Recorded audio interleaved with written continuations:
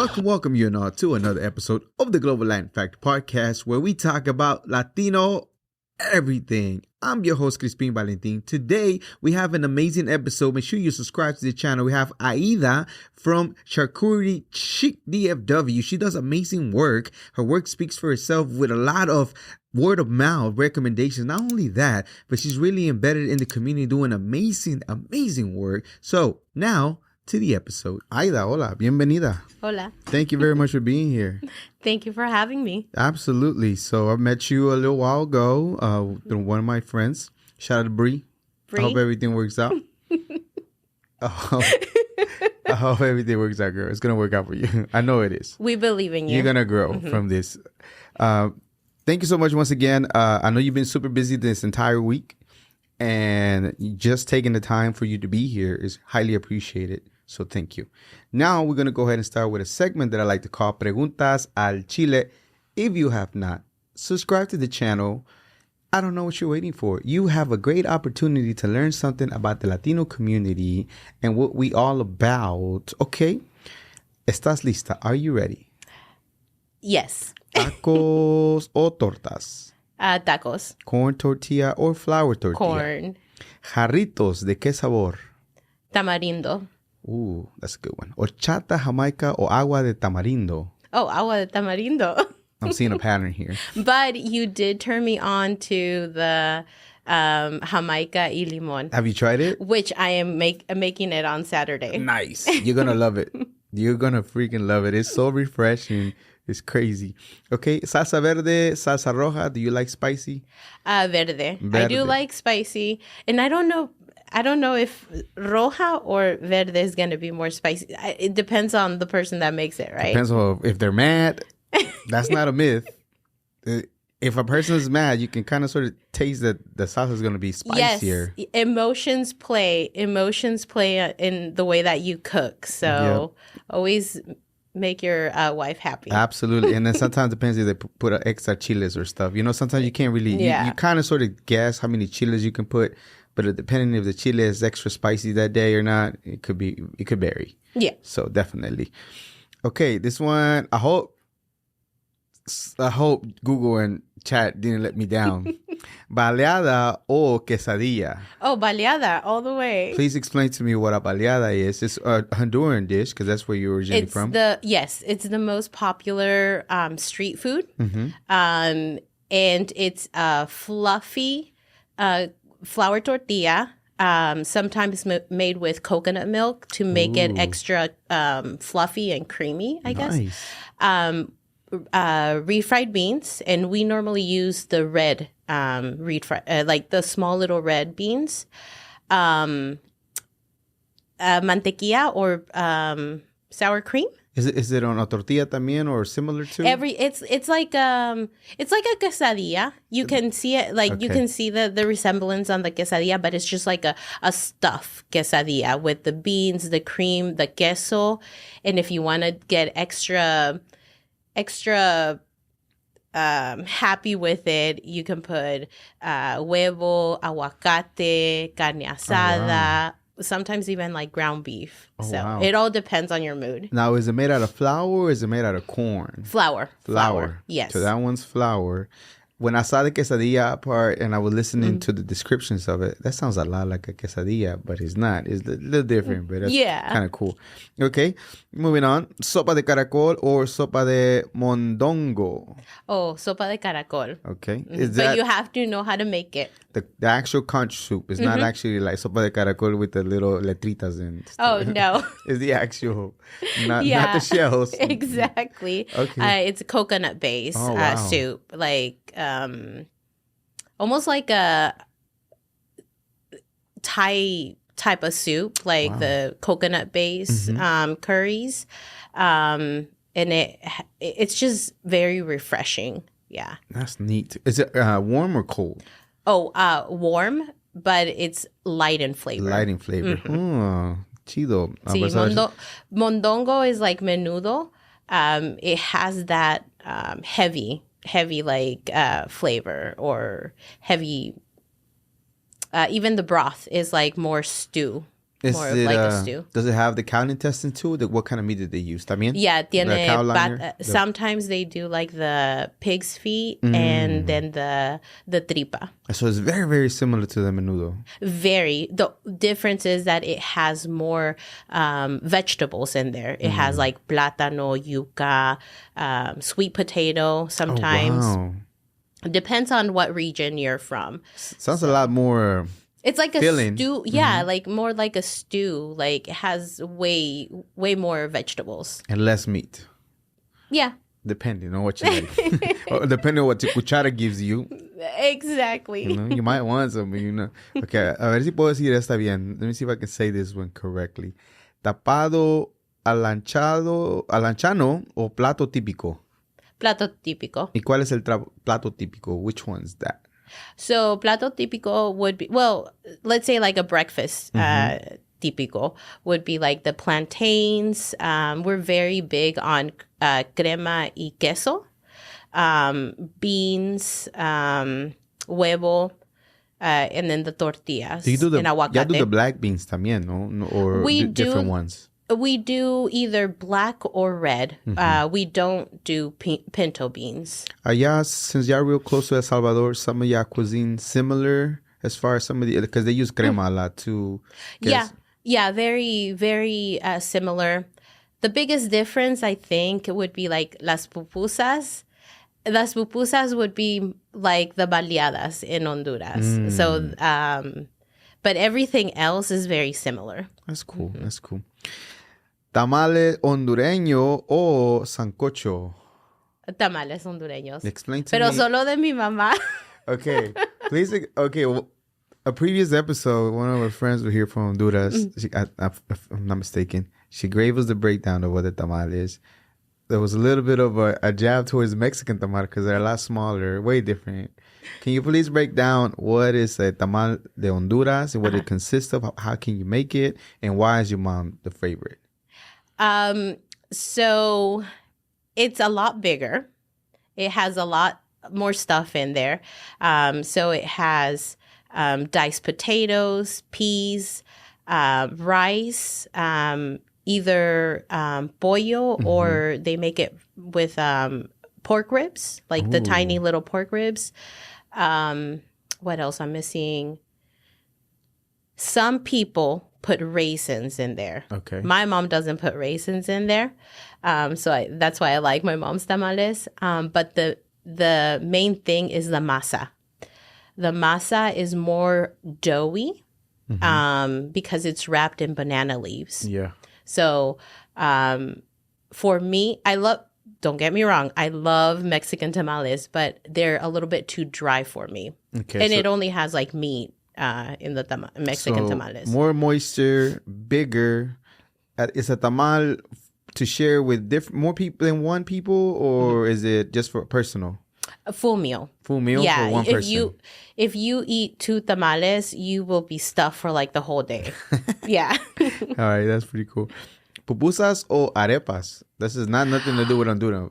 I know, but Comida de Honduras, pero. So funny thing. My mom lived in Colombia for a long time, so I also grew up with arepas. Nice.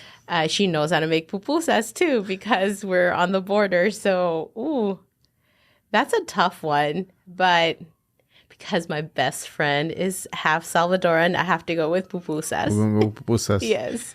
The Salvadoran community would appreciate that because, there's one of the staple dishes, man. It's all over the place. And they go hard with them for sure. Salsas, Valentina, Tapatio, Cholula, or Tabasco? Any of those? Or do you have an Honduran salsa que te gusta más? Well, funny thing is Hondurans don't like spicy. Oh, wow. So we have our own hot sauce that's not that hot, which is like from the Tabasco chile. So it's like it has the flavor of Tabasco, but it's like way lighter or like less spicier. Gotcha. And super watery. Okay, so I was watching this video and this guy was talking about the area that he was at, and apparently there was quite a bit of influence of Mexicanos because the Mexican flag was flying, the food was spicier, they even had mariachis. Do you know what that's at, or is that in some places, or maybe it was like a resort type, or? To be honest, I know. I just know where we come from. So we're on the north part of Honduras, and there's a lot of Turkish influence in that part. There's a lot of indigenous people that still live in the mountains, and our town is like on the bottom of the mountain. Nice. It's like the highest point of Honduras, so it's like super cold in the evening, and then in the mornings it's definitely not tropical, but we like not that spicy food, like like less spicy food. But a lot of Turkish, like the coffee, it's super strong, like a Turkish coffee. Super that's popular. That's what we like to do. We like our tea time, also our siesta, where if you go to the Ceiba, or like the beach part of Honduras, like the tropical part, it's completely different. Even their food is different. Like where I come from, nosotros somos el pueblo de la papa. Like we have a festival just for potatoes. Because you have a lot of variety of papas también, no? Exactly. And that's one thing that we pride on, like having that festival. Tenemos la reina de la papa in the festival. Yeah, it's a whole thing. That's cool. But our food is a little bit more, I'm not going to say on the bland side, because we do use spices, but definitely not, we don't eat spicy foods. It's wild because of the influence of the Turkish community. Yes. It changes a little bit. Okay, what town exactly are you from? And your family? So I was born in Tegucigalpa, which is the capital. But as soon as I was born, I was transported to La Esperanza in Tibuca. That's where you're at. Yes, that's where my family is from. And that's what the town is under the hill where all the like the mountains and stuff like that. Yeah. Awesome. How far is the beach away from you? Ooh, a few hours. A few hours? Yeah, a few hours. Okay. Honduras has the second most popular or biggest coral reef in the world. Yes. And they're very popular for their coffee, banana, and different stuff. But those are some of the things that Honduras is known for. Yes. Can you remember seeing all that when you was growing up? I definitely remember like los cafetales, where we would wait. Like, so where we lived, there was like some cafetales away from us, so you could smell when they were roasting. Even though I left when I was 6, I can still remember that. And then I went back to visit when I was after high school, when I graduated high school. And that smell, like it never goes away. So I heard one time, I'm not sure, and please correct me on the comments or wherever you're at, that supposedly coffee is more potent 5 days after roasting. So after that, it becomes somewhat stale and it loses its potency compared to, once you harvest it, you roast it 5 days. As long as you consume it within 5 days, is at its strongest peak ever. I don't know if it's true. I kind of want to believe it.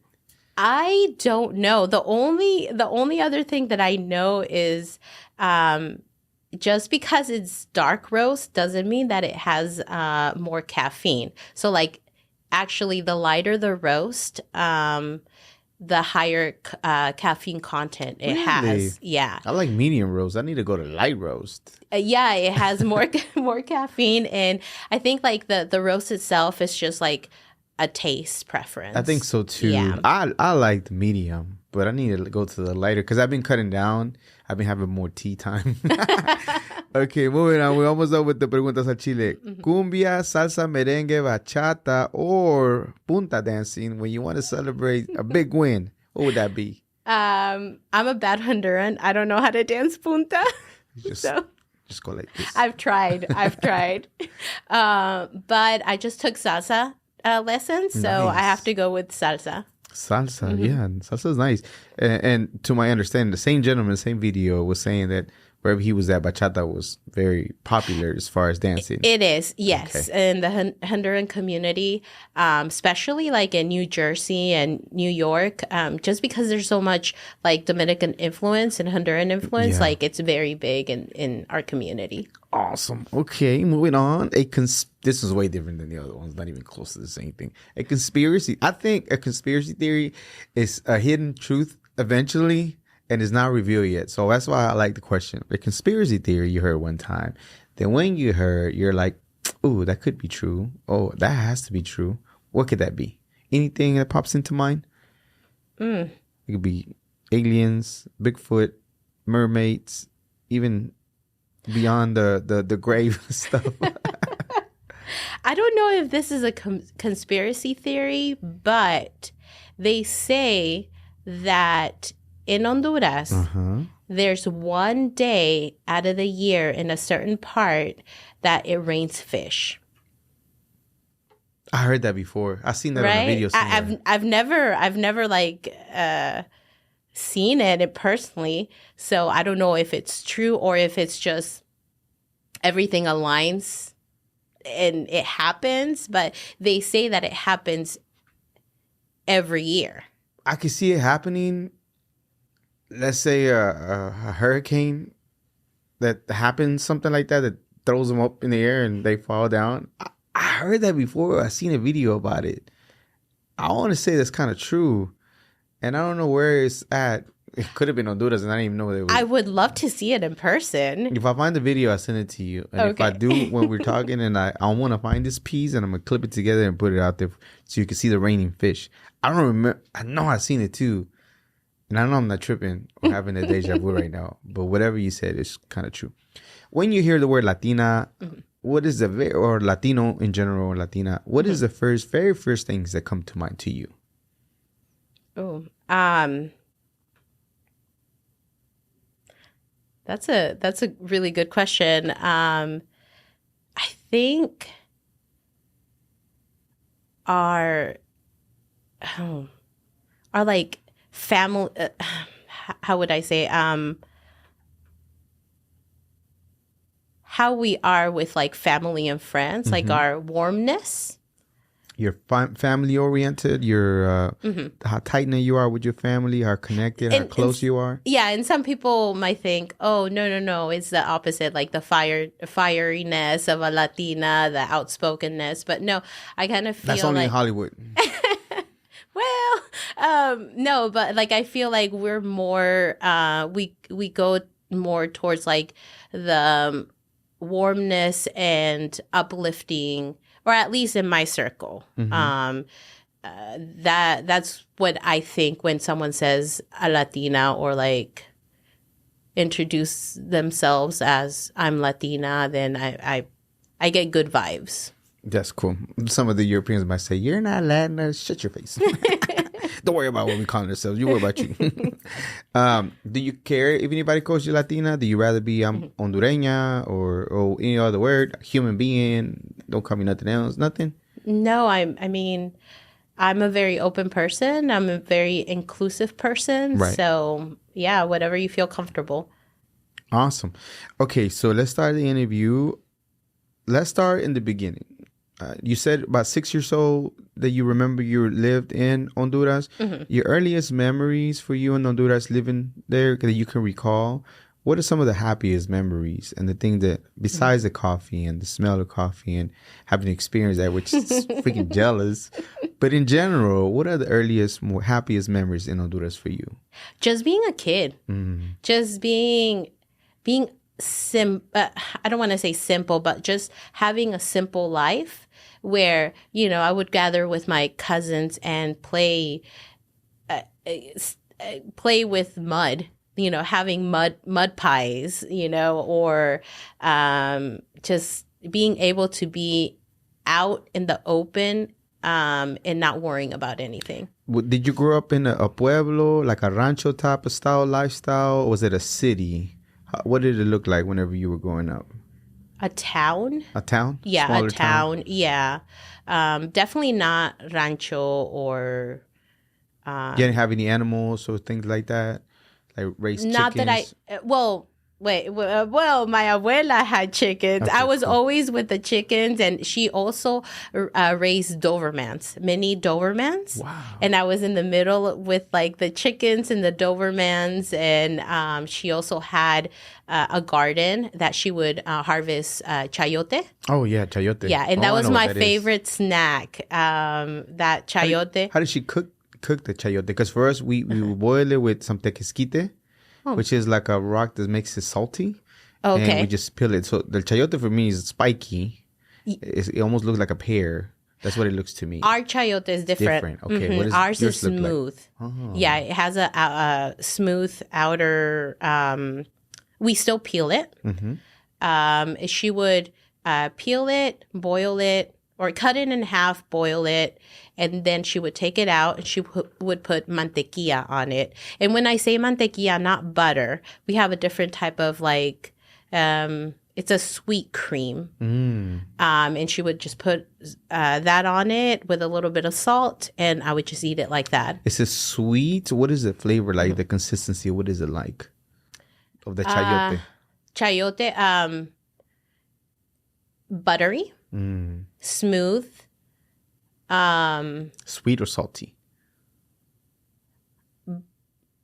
Neither, just buttery. But it depends on what you put on it. They Exactly. complement it. So that's why she would put the mantequilla, which is slightly sweet, or So it's a neutral flavor, but whatever you put on it, it goes great with whatever you put on it, whether it would be salty or sweet. exactly. Nice. Yeah. I like that. Yes. Okay. What else stands out for you as far as that? Did you go to school? Do you remember going to school and how was that life was? Like, for example, when I grew up in Mexico, I used to go to the school in the afternoon, not in the morning times. So I don't know how school is for you. You remember that? I do remember going to pre-K there. And I remember my grandmother, my abuelita, picking me up for lunch. Nice. And because she would work in the city hall. And she was a secretary in city hall, so the school was like almost close, like next to it. Nice. So she would like on her lunch hour, she would go pick me up. We would go and eat at the house, and then she would drop me back off at school, and then my parents would pick me up. That's cool. But that's one of the biggest memories that I can remember, like my childhood. That's awesome. With them. Now, as far as being in, you don't realize, like, kind of sort of we were talking about that your mom talks about a restaurant that they used to have in Honduras. Yes. Do you remember the restaurant? And what was, if you remember the name or some of the things that they used to cook over there? What kind of restaurant was it? So it was a traditional Honduran food restaurant. It was a kiosk, but it had sitting. So it was the shape of a kiosk, but it had a inside, like sitting area inside. She would sell traditional food, and it was right smack in the middle of town square. So she had like prime real estate, so everybody knew her. And then I remember just sometimes it was late nights, so we would be there, but everybody loved her cooking. She would also set up in like the local high school for any type of like reunions or events, and she would sell food there also. Were you already somewhat involved in helping out a little bit, or not necessarily? You just watching her do? Yeah, just little. Watching. Yeah, okay. Yeah, definitely awesome. Not involved at 5 or 6 years old. What made your parents, I don't know if it was both, that decided to come to the U.S. and leave whatever's going on over there? I don't know if things are happening over there that is not working out. Did they ever share the story of what made y'all want to come to the U.S.? And you say you got here when you were about 6? Yeah, we got here about when I was 6. We got here in 1989. Oh, wow. Yeah. That shows my age. She was 1 year old. Exactly. Go ahead. So the reason why, so my dad dabbled in politics in Honduras. Okay. And, my mom just wanted a change of scenery or a change of life. Obviously, like any other immigrant, she wanted a better life for us. She could see that things weren't going to get any better anytime soon. And funny thing is, like, once she turned 21, her parents got her a visa, and she was able to come live here in the U.S. For a few years in Florida.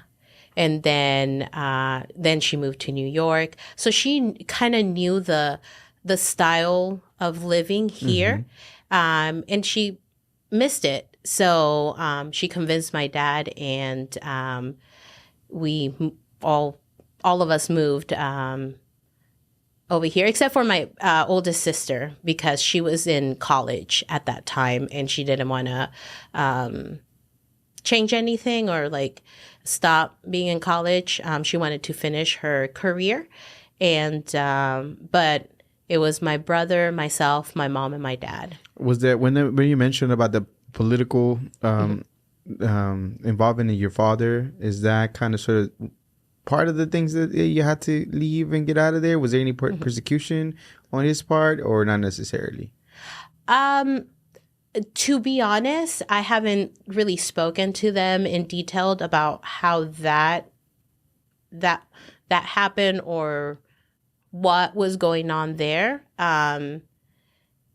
From the stories that he's told us or talked about in the past,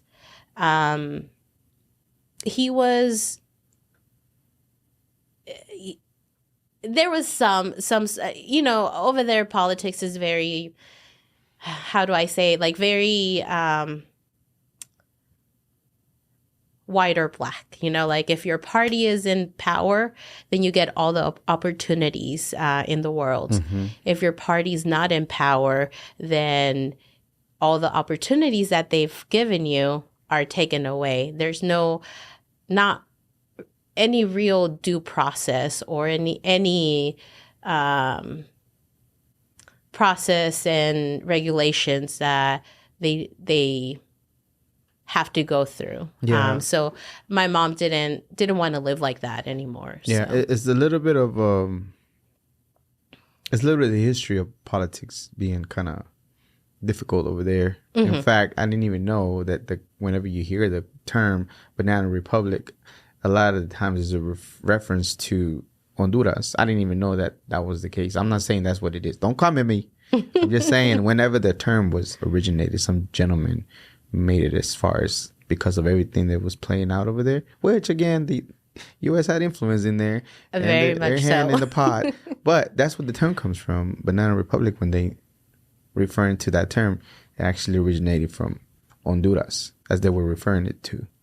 Crazy. I could see that. And that's kind of sort of see why it's a little difficult, the politics. I don't know much about it. If you know, you can come and tell me, por favor. Edúcame. But as far as I know, that's what happened. Okay, so now, do y'all land here in Texas first, or where is it that y'all end up first? No, we went to Long Beach, California. Ooh, Cali. We had a really good community there that took us in, embraced us. When we first got here, all four of us lived in one room. But I'm going to tell you one thing. Those were the happiest days of my life. Why is that? Because there was sense of community. There was sense of like my parents always being there. And the more you get, the less your parents are there. Because they have to keep up with everything. They I think Hispanic parents are like the most hardworking. I'm not saying that other cultures don't have hardworking parents, From but what you've seen personally. Exactly. Yeah.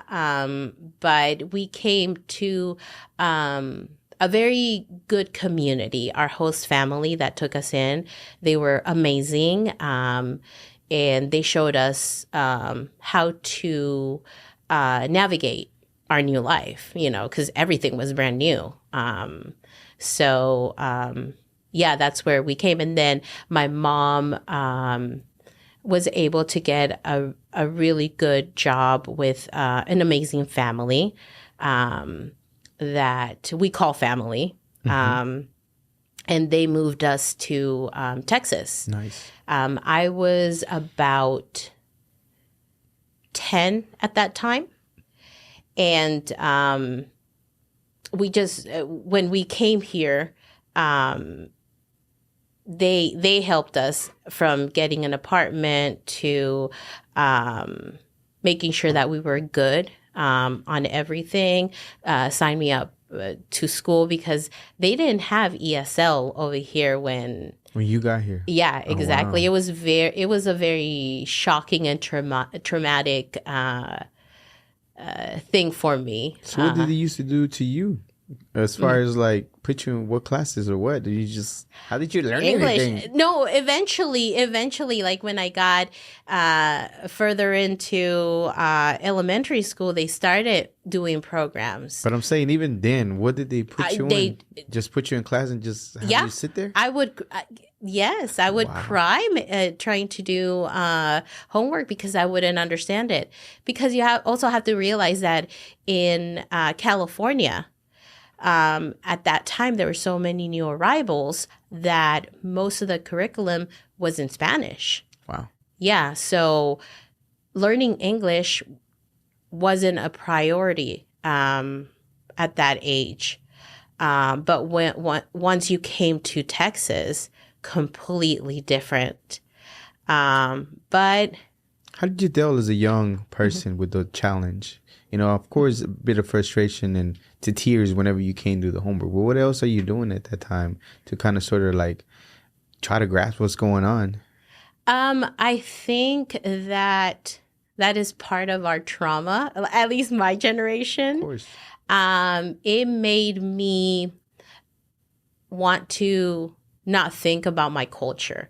I wanted to make sure that I was the best American possible, where like to learn English as soon as possible and assimilate to my surroundings as soon as possible. So it was just like hard work. Like that's where hard work was like drilled in my head.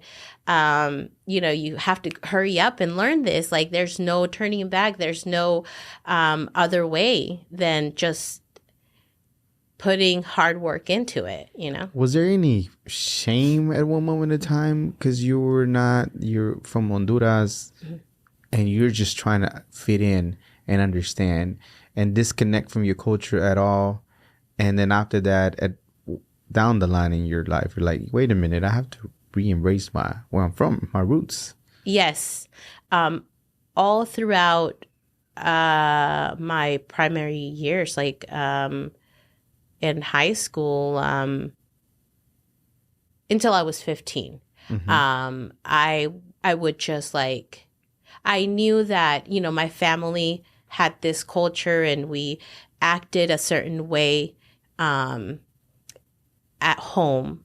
One of the biggest rules with my parents, they were like, you can't speak English at the house because we don't want you to forget your Spanish.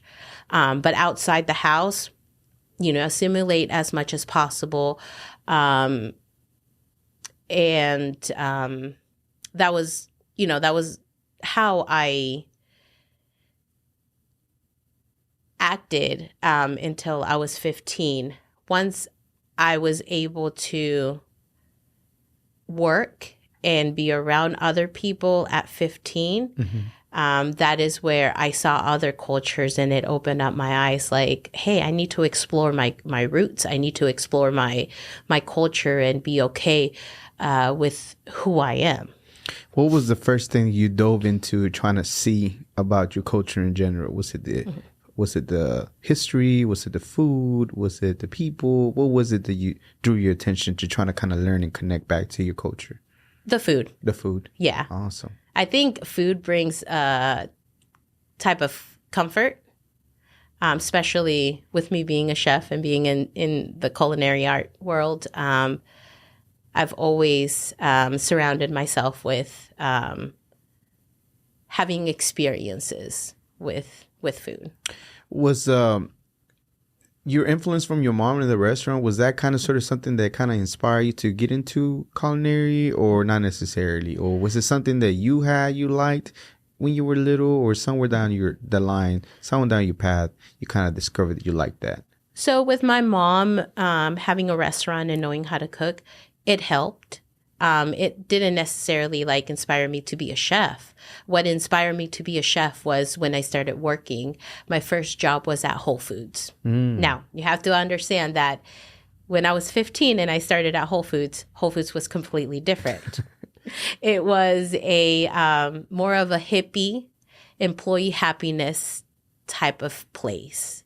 It was when John Mackey was still running it. It wasn't, with Amazon. So I learned so much. Were you working at the kitchen at that time where they make some? No, not yet. So I worked with them for 7 years. Oh, nice. And before I turned 18, I wasn't allowed in the kitchen to work with all the machinery and stuff.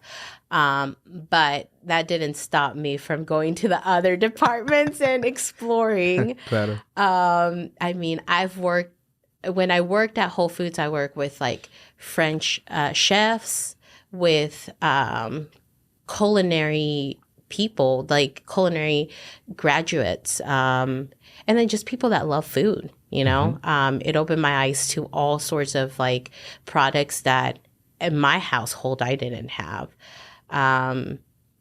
Healthier options, and just talking to so many people, different backgrounds.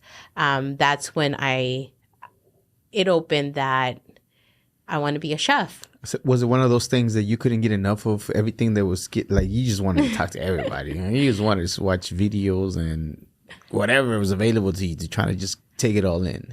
Yes, I've always been a people person. And I like to talk to people, and the conversations, about products, I was a 15-year-old trying caviar, that when the bakery was making those French baguettes, you can smell it all over the store. So, so it was just that, like, it was a whole new world that opened. That's awesome. Now, do you go into culinary school, or do they train you at Whole Foods, or do you go to another place where you can become a chef? So myself personally, after I graduated high school, I went to culinary school. Nice. I went to downtown El Centro. Nice. And I loved it. I can say that it trained me for the real world. No fancy machinery there. No fancy. We had to sometimes come up with our own ways of problem solving in the kitchen. That's where the Latino comes into place. Exactly. We have to be innovative. We have to be so innovative. Exactly. Yeah. From there, after I graduated, my parents opened a restaurant. Mexican restaurant out of all things, right? But then I got an internship at the mansion on Turtle Creek, so I kind of had to like separate myself from that restaurant to go pursue my after graduating stuff that we have to do, and from there I've worked in large kitchens and hospitals, in resorts, small kitchens, juice bars, everything. Everything. Yes. Okay. When does the idea of you getting your own business comes? Where is it the little entrepreneur bug bites you? They're like, oh, I need to do this for me, and especially the things that you are specializing in. Tell me about that. It's always been there, but when I got serious about starting my own business, it was closer to the pandemic. During the pandemic, I did have a few clients that, I would meal prep for them. And I also worked for a family. So you were doing it as a side hustle. You had your main hustle. You were doing that as a side hustle? The meal prepping? Or that was your main thing that you was doing? So let me go back. Okay. So my main thing was I was a manager at a juice bar, Pakistani juice bar. But I would meal prep on the side. After I left the juice bar, then I started meal prepping more of a main thing.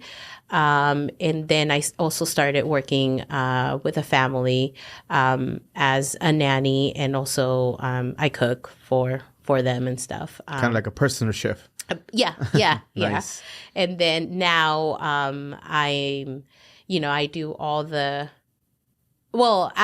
so when the pandemic happened, unfortunately I had to stop working with the family, but they were gracious enough to still take care of me. Nice. And then some of the other meal prep people had to stop also because they were struggling themselves, right?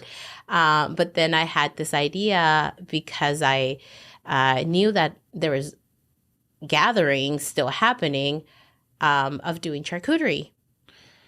That word is so hard for me to say. Charcuterie. So, Charcuterie, so yes. why that in general?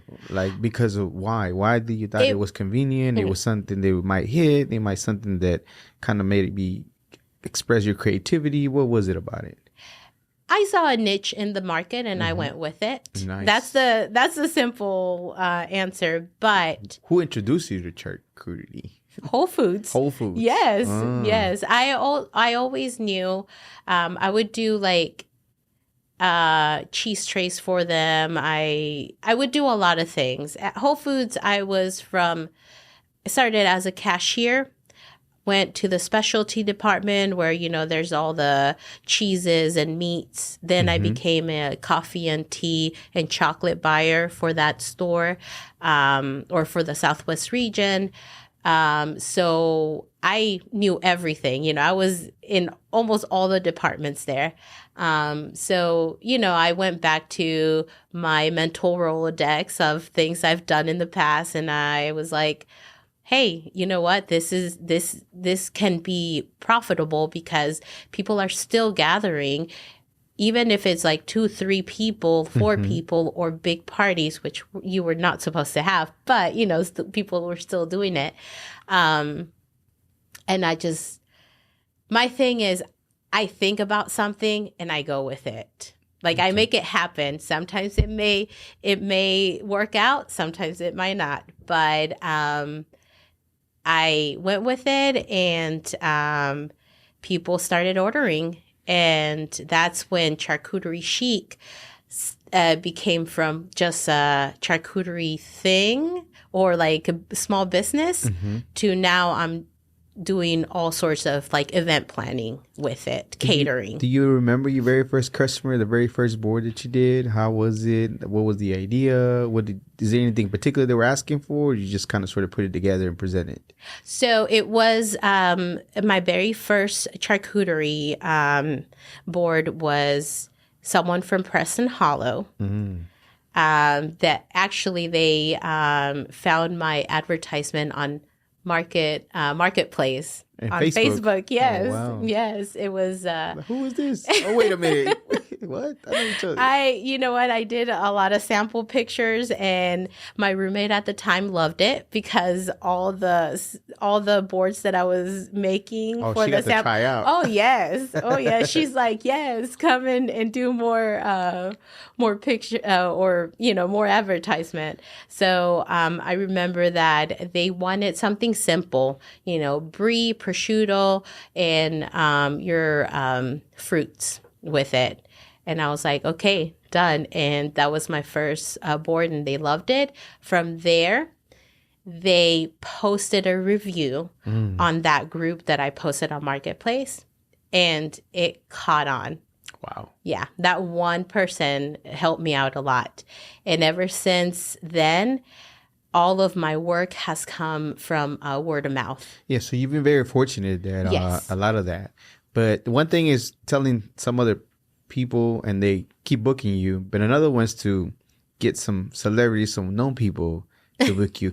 If it's okay, the ones Yeah. that you can, are able to let us know what are some of the boards that you prepare for particular people that people might actually know here in the DFW or in general. So I've worked with families, a lot of socialites in Dallas, where there is celebrities in attendance, and also I've spoken with them directly, like Mark Cuban, Tony Romo.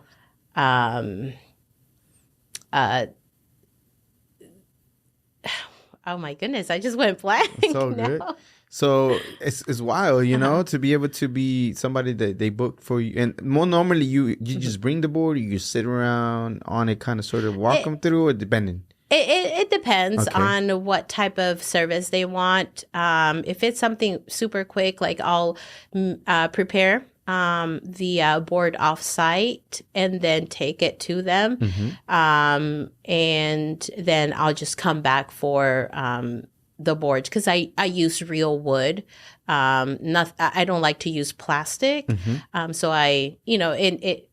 the aesthetic of it, it's, I take pride of my work. So I use real wood, so I'll come back. Or if you want like a full service charcuterie table or catering, then I do stay there. I've done tons of weddings where, I set up these beautiful, like, I think the biggest table that I've done is a 15-foot table. 15-foot table. Yes, full of charcuterie. Yeah, that was. I've actually done that twice. One for a wedding, and then another one for. I had an idea of doing like a client appreciation party. I invited a lot of my vendor friends, and we did it at an art gallery. Awesome. And I did another like 15-foot table, and I had all sorts of like vendor friends where like they would sample their products. I'm very big in not gatekeeping, and if I see that I can help someone, I'm there for you. What is the any other celebrity that popped to mind immediately that you thought of that you kind of ran into with it that try your work? Well, there's been a few celebrity chefs that have tried my work. Do I want to say? I mean, it's up to your discretion. I mean, I'm not pushing it, but if you want to, it's cool. Si quieres, está bien, it's so good. No, but they're the lead singer of the Eagles. He's tried my work. Owen Wilson and his family. They're originally from Dallas. Yeah. They've tried my work too. Nice.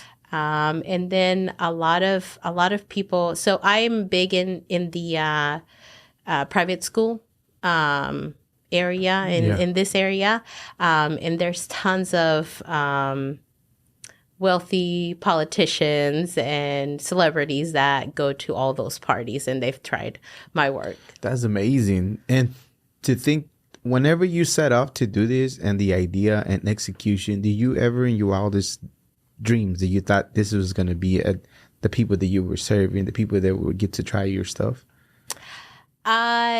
You can say, heck yeah, that's what I did. What are you talking about? I knew it was going to happen. Exactly. I grew up. No, to be honest, like I grew up in the like Preston Hollow, Highland Park area. I mean, I didn't live there, but my mom worked with she was a nanny? family. Yeah, she was also a nanny, and she worked with a family, and she was with that family for over 20 years. That's what a lot of people love our Latinos to take care of them babies, man, raise them. I'm just saying. Hey, but the good thing is like those two girls that she raised still take care of they take care of my mom. They're That's always calling her. They're always making sure that, during the pandemic, they made sure that she had enough food, or like if there was a bill that she needed to pay, That's like they awesome. would take care of her. So I'm very, very grateful for that family. That's amazing. That Exactly. you know, I mean, I don't know if they consider a family, but kind of sort of, right? You become like a Oh an no, I extended can family. hands down, I can say that they truly do consider us family. That's Yeah. awesome. Amazing. Okay, in addition to doing that, you also are involved with Latinas. Well, which one came first? No, actually, Dallas for Change came first. Yes. So this is a nonprofit that Yes. feeds the homeless. Yeah, go out every so often and feed the homeless in the streets itself. And depending on how the law is now, I think things change. It's been But can tough. you tell me how that came about? Why, even though you're working so hard as an entrepreneur, I know it's challenging already. I know you put in 12 hours.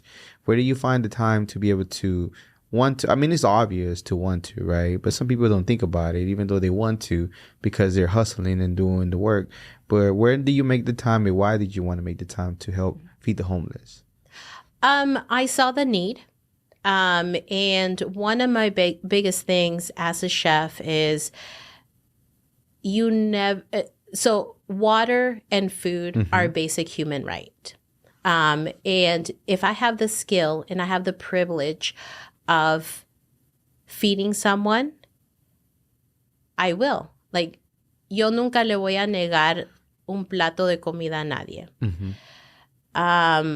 Our mutual friend, Bree, was posting on Instagram about what they were doing. And I was like, you know what? That is definitely up my alley. I can use my skills for good. So I messaged them. I applied online through their website, and Anthony, who runs the program, was like, yes, let's do it, So I started. I didn't know exactly what I was getting myself into. Right. The project is called Agua es Vida. Water is Water life. is life, Yes. which is true. Exactly. You don't realize that downtown, people do donate food, but nobody donates ice and water. So they'll donate bottled water. But in this heat, if you give someone a bottle of water, within minutes, it's hot again, right? So we started getting coolers, like the individual coolers, out of pocket. All the three of us were like out of pocket. We bought, and then we started getting donations, and we were giving the unhoused that cooler, and they would keep it because they were grateful to have that and to have something cold to drink throughout the evening, because we go in the evening. So we go 3 times a week, Monday, Wednesdays, and Fridays. And they see us, and they know that there's going to be something that they can use, something that they can. But yeah, I got together with them, and that was July last year, and we've been doing we've been going nonstop during the winter. During the winter days, we were driving. And stuff like that. Yeah, you went with us too. Well, I don't really talk about that stuff, but I did tag along one time, and I seen her in action. I seen Bree in action. We helped. I didn't make the cocoa. I just carried the big things and put them in the truck. But I seen that's a lot of help. But I seen y'all the work. I told Bree I would be able to do it one day, and I did. Again, I don't like to talk about those things that I do them just because, but I was witnessing to what kind of work, and then I think shortly after that, things changed in the ordinance or the law in Dallas. So what happened exactly? Was that over, or what's going on? No. So there was a lot of. I think it was like before the elections. There's a lot of people who were able to get housing. So then the need went down for a little bit, and then during the winter, or during the holidays, then they started ticketing people for being out. You were either the unhoused being out downtown, they were getting ticketed. Like they're gonna pay. And they don't have a house, bro. Y'all so dumb sometimes. These politicians is dumb people. And hey, for real, how the heck are they gonna pay you a fine and they don't even have a house? Where are they gonna get the money from, bro? I'm just saying, it's so obvious, right? It's so dumb, but yeah, and then they started trying to get the people that were giving out food in trouble. So we kind of just, we slowed down for a minute. But we've always been out there. We don't like to advertise it because we're not doing it for clout either. We do post from here, from time to time, just so we can still get donations. Of course. But we're definitely a grassroots organization, and a lot of the things that we do would definitely, it's out of pocket. Awesome. Well, thank you so much for all the work you do. And all these people in power, bro. You need to get right. Who's going to pay your fine, bro? And good luck collecting. I know you, good luck trying to find them, first of all. Oh, my goodness. Now you most recently got involved with Latina Social Club DFW. Yes. And you are I'm the event planner for them. So you're the event planner, right? Yes. So what are they in a nutshell, and what are they dedicate, and what is their main mission as far as what they want to do here in the DFW community? So the most basic answer to that is it's just a group of Latinas that want to have a good time in a safe environment and also help small business. Awesome. So I'm the event planner and coordinator. We do have other ambassadors that do events for us, but the knowledge that I bring would be I know a lot of small business, right? And we try to help them out. So we'll create events that the girls will feel safe in, from yoga to Pilates to book reading. I've seen book reading, yes. And we did a paint and sip at Four Down, another organization that I work with. Nice. Which, if anybody wants to volunteer, Four Down, the skate park off right outside Deep Ellum, that's the organization to go to. And then, but yeah, that's our main thing. We want to make sure that, especially in this climate, what's happening right now, our girls feel safe. And any Latina is invited to our events. We are growing, and we want to grow more, and we want to make sure that we're giving you an option to have fun. If you're a Latina here in the DFW community and they want to, get to know y'all, be part of your events, who do they go? Where do they go to try to connect with y'all? The best would be going through our social media, either Instagram or TikTok, and it's just Latina DFW. Latina Social Club DFW. Latina Social Club DFW. Make sure you check them out. Of course, make sure you support Dallas for Change. They also have an Instagram page that you can go visit, so you can help out if donations, or if you so desire that you want to be on grounds, boots on ground. Happy to do that too, if you want to do so. Don't be weird. Don't be strange.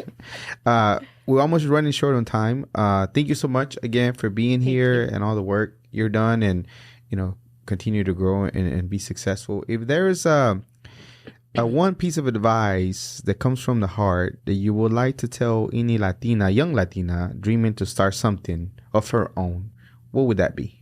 Just do it. Just do it. Yeah, simple. Just do it. How do you say that? Unapologetic. Yes. Just do it. You don't have to ask permission, because at the end of the day, if you don't try it, you're going to regret it. It's like I think I'm almost close to saying charcuterie board. Almost to the. You almost got it. You right almost there. got It's it. just Yes. the fluctuations. Not on your boards, charcuterie boards. Do you ever implement some of your cuisine, the Honduran cuisine, or some of your culture in there? Do you try to do anything like that? Sometimes whenever it presents itself, the opportunity. When, yes, the opportunity is there, yes. I try to do our desserts, the Honduran type of like dulce de leche, or, something that complements even our cheeses. But they're a little too sharp for some people. Might not be part of their taste. Once again, thank you so much for being here. Best of luck for everything you're doing. Before I let you go, all your social media, when can people find you at? If they want to connect with you, if they want to book you to provide services for them, where can they go? So all of my TikTok, Instagram, Facebook, it's the same handle, Charcuterie Chic DFW. All right. I'm going to put all that in the description. So make sure that you be on the lookout on that on the YouTube. On the YouTube. Shout out, saludos. Any saludos that you want to send out to anybody that you work with, in general, whatever, lo que te salga. To my best friend, she always has my back. But to one of my best clients, her name is Grace Cook. She's introduced me to a lot of corporate events like Dallas Museum of Art, Planned Parenthood, tons of other that I can't remember right now. But she's amazing. So awesome! Yes. Shout out to the lady. Oh, and to Oliver, Matilda, and Jack. Awesome. Y la familia, of course. Well, yes, they know. Ustedes ya saben. Shout out to moms. What is an important lesson that you learned doing your business that you would tell your younger self that would help somebody else out? What would that be? Make sure that you pay yourself first. Okay. Yes. Pay yourself first. There you go. Usually throughout my day, sometime the week, I remind myself I'm not immortal. I am mortal, and I will die one day. And I heard it from a gentleman. I liked it. Not to scare me, terrify me, frighten me. Like, oh, God. But to remind me that it is a reality in life, right? That helps me hurry up and do things. With that, I wish you a long, long, prosperous life. After everything's said and done, what do you want people to think and feel about your life? That I've done what I want. I haven't been too scared of like experimenting on the skills that I have. Hopefully that makes sense. Yeah. Yeah, of course. I met you again with the homie Bree. Shout out to Bree. You'll get through it, girl. Yes. Again, I thought it was cool what you had going on. She told me about you, and of course we met, and just in the work that you're not doing, even for your business in general, just giving back. I thought it was super cool. So I know, eventually we'll make it happen here, and we did, and just all the work. I'm talking about like the creations that you make. Having to people. Literally, no advertisement. People are just literally looking for you. It's amazing. That speaks volumes of your work. Thank you. Because people are seeking you. They're not like finding Instagram or Pinterest and be like, oh, where can I find it? No, they're finding you directly through people that know your work and have seen it before. And without a shadow of that, Aida, you are a global Latin factor. Thank you so much for being here. Thank you. Thank you for having me. Absolutely. This was another episode of the Global Latin Factor podcast. Remember to subscribe right now. Why? You have nothing to lose and tons to gain like this amazing story. Get inspired today. So subscribe right now. Hit notification. Do me a big solid favor. Do a comment, a like, and make a comment. Oh, whatever I wanted to say. And remember, we are just like you. We are people. We are the spice and flavor in this melting pot. That it is the world. Till next time. Bye.